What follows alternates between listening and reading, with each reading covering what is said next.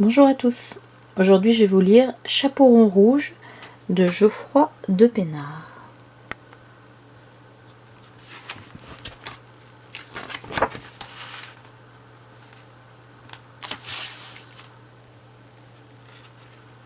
Chaperon rouge. Il était une fois une petite fille qui vivait avec ses parents à l'orée de la forêt. Comme elle ne quittait jamais le chapeau rond et rouge que lui avait offert sa grand-mère, on l'avait surnommée Chaperon rouge.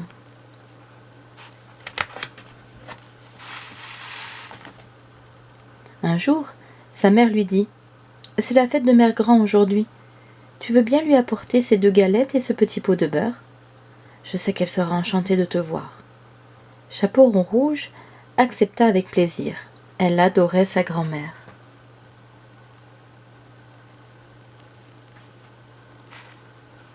« Je préfère que tu passes par les champs, lui dit sa mère. C'est plus court par la forêt, mais... »« Oui, oui, je sais, il y a le loup. Ne t'en fais pas, maman. Je connais la musique. »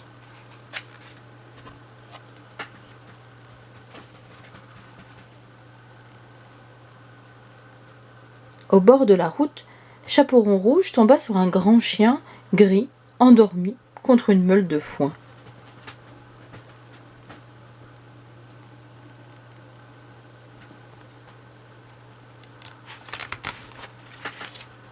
Elle ne résista pas, elle sortit sa trompette de la poche. L'animal se réveilla en sursaut, complètement terrorisé. Qu'est-ce que c'est?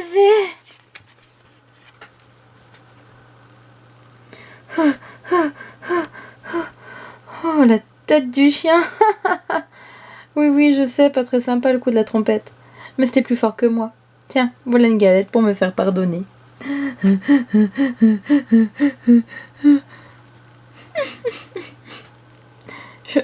Je ne suis pas un chien. Je suis un loup et je... Oh, l'autre. Mais non, t'es pas un loup. Le loup vit dans la forêt, il est très méchant. Tu t'es vu, toi, avec ta bonne bouille de tout gentil. Mais si, je suis le loup. C'est ça, dans tes rêves peut-être. Allez, grand-mère m'attend. Faut que j'y aille. Tu vois la fumée, c'est juste là. Mais à cause du loup, je dois contourner la forêt. Au revoir, mon gros chien.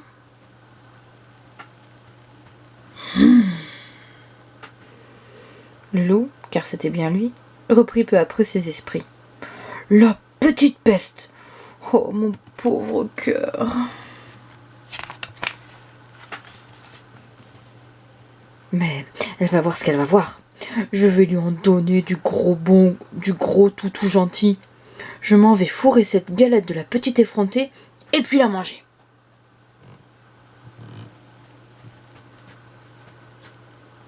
Et le loup partit en courant vers la maison de Mère Grand. Il fonça droit dans la forêt. Il ne regarda ni à gauche ni à droite. La maison était en vue. Encore cette petite route à traverser et...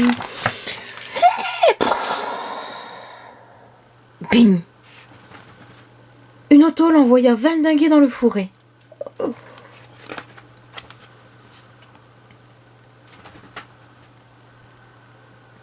C'était justement Mère Grand qui revenait du supermarché. « Oh là là, misère, le pauvre chien! Il est arrivé si vite, je n'ai pas pu l'éviter. » Juste ciel, il n'est pas mort. Vite, dans le lit, et je file chercher le docteur. Ding dong! Chaperon rouge arriva alors chez Mère Grand. « Bonne fête, Mère Grand! C'est moi, le soleil de ta vie, je t'apporte une galette. » Oh, tu es couché? Tu es malade? Quelle mine épouvantable!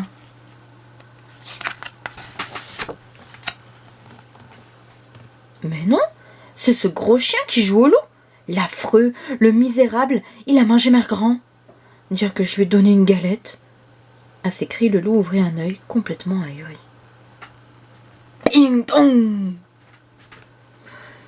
Qui est là? Chaperon rouge l'assomma avec un chandelier. Prends ça, sale bête! Oh. Mère Grand, est-ce que tu m'entends, Mère Grand? je vais te sortir de là. Et elle s'en fut chercher un couteau dans la cuisine. Oh misère, il a trépassé, s'exclama Mère Grand qui arrivait avec le docteur. Je ne comprends pas. Ce pauvre chien respirait encore quand je suis partie chez vous chercher. Oh, Mère Grand, tu es vivante. Je croyais que le loup t'avait dévoré. Je voulais te sauver et maintenant il est mort. C'est ma faute.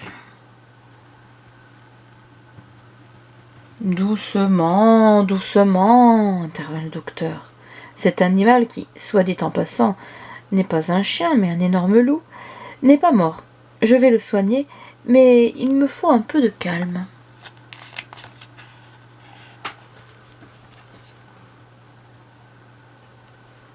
Le docteur réussit à sauver l'animal, qui passa sa très longue convalescence chez Mère Grand. Après quoi, il dut se résigner à son sort. Sa réputation de loup féroce en avait pris un coup. Il fit donc ses jours auprès de la vieille dame. Quant à Chaperon Rouge, marquée à tout jamais par cette aventure, elle devint un médecin de renommée internationale. Et voilà, c'est fini.